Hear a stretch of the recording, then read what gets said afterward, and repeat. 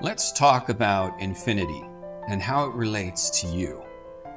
But in order to really get at it, we must first relate to its opposite, something which we are much more familiar with, the finite. And this is really how we perceive ourselves. But I tell you, this perception is wrong.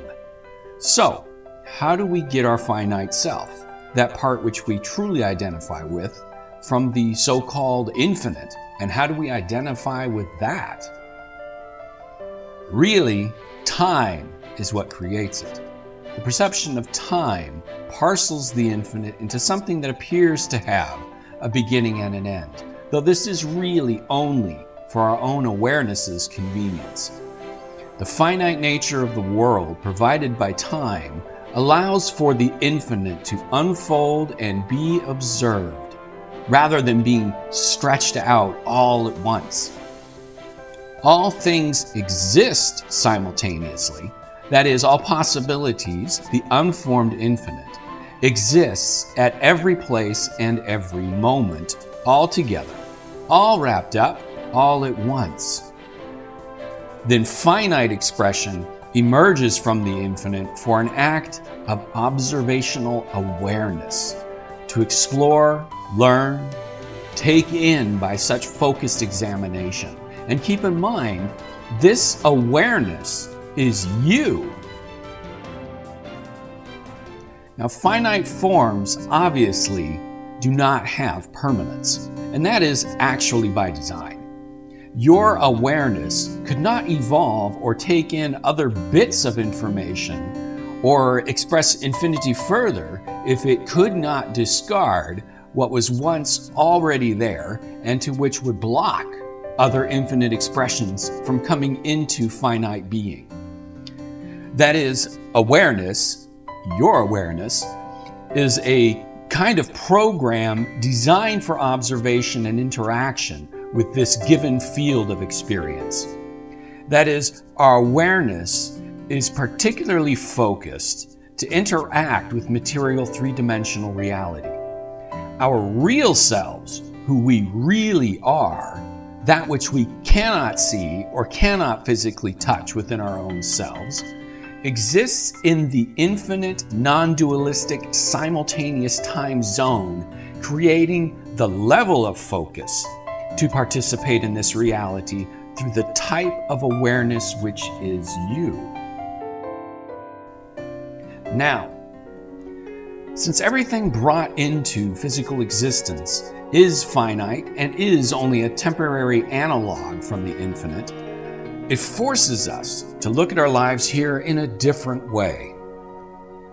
That is, we cannot say that physical existence has an end purpose, as if the individual or the universe is trying to reach some form of ultimate completion.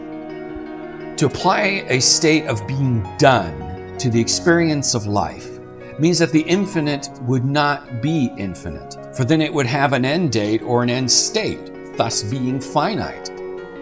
And if the finite world is a moving analog of the ever-present infinite, then that means the physical expression, the physical, material world and universe also does not have a finite end date nor finite end expression that it is intentionally growing towards. This is why we must look at life the way the great Alan Watts described it, like a dance or music. Neither one of those activities is looking to go anywhere. That is, they aren't being acted on as a way of reaching a finite endpoint. No, every point, every moment is meant to be experienced within the play of the composition, not caring where or when it ends.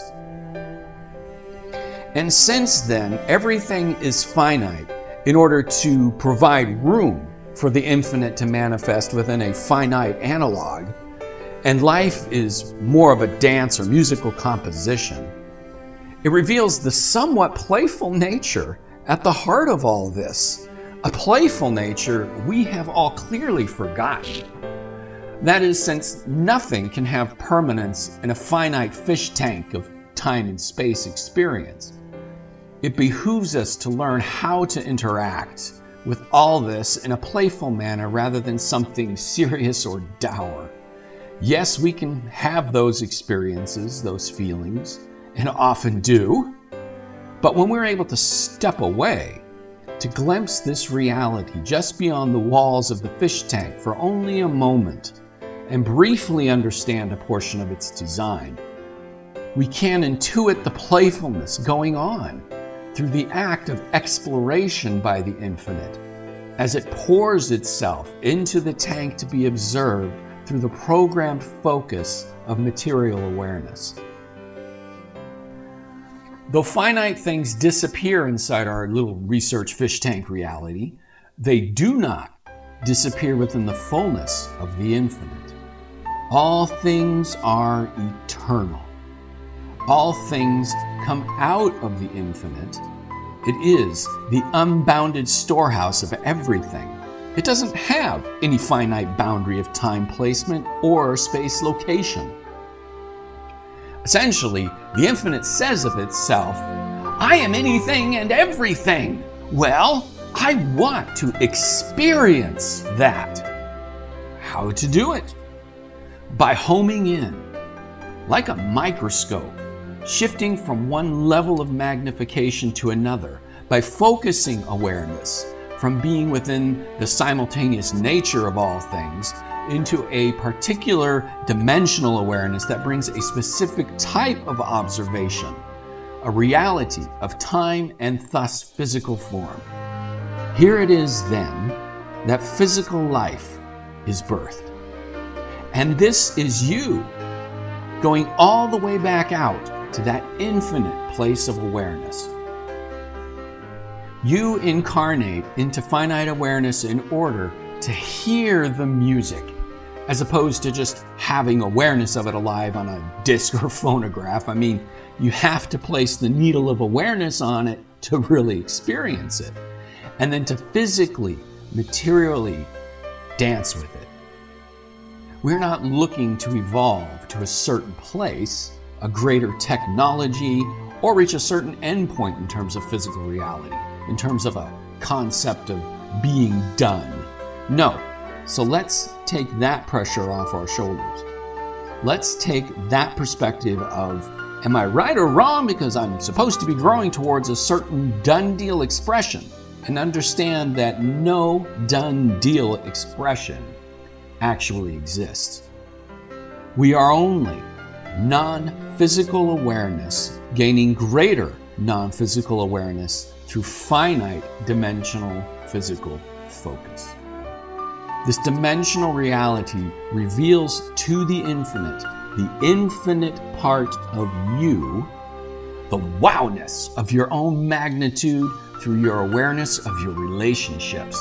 Not physical stuff, but relationships to all things, to the infinite depth of life itself. It is that which all of us is uncovering. We are the microscopic expression of a much larger entity looking in on itself, so it can experience the blissful fullness of itself, a fullness that is without any boundaries and thus any endpoint, happening in this very now moment, everywhere and every when. Again, this is you. Our awareness only makes us think we are finite, a complex yet also simple misunderstanding while looking out from within the time-space fish tank. Again, at your foundation, at your base, you are infinite. You don't have to cling to anything, whether that be the perception of your egoic self, which is just a limiting abstract thought anyway, or of how you perceive something else. For in dancing, you are meant to move. In dancing, you will also, hopefully, remember and begin to bring back into your awareness the joy of the movement and the harmony of the music.